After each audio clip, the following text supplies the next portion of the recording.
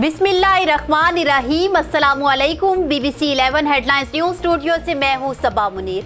आपको अपडेट करें लाहौर से, जहां हमारे नुमाइंदा खसूसी बिलाल बलोच के मुताबिक वज़ीर आला पंजाब सरदार उस्मान बुज़दार का नाजायज़ मुनाफाखोर और ज़ख़ीरा दोज़ों के खिलाफ क्रैकडाउन मज़ीद तेज़ करने का हुक्म।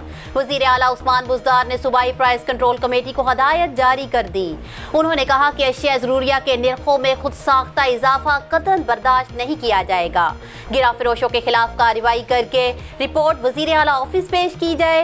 रमज़ान बाजारों में 10 किलो आटे का थैला 375 रुपये में दस्तियाब है, जबकि ज़राई फेयर प्राइस शॉप्स पर फल और सब्जियां 2018 के रेट के मुताबिक सारिफीन को दस्तियाब हैं।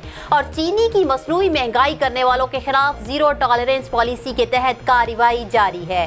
न्यूज़ स्टूडियो से फिल वक्त इतना ही। मज़ीद तफसीलात और अपडेट्स के लिए देखते रहिए BBC 11 हेडलाइंस न्यूज़।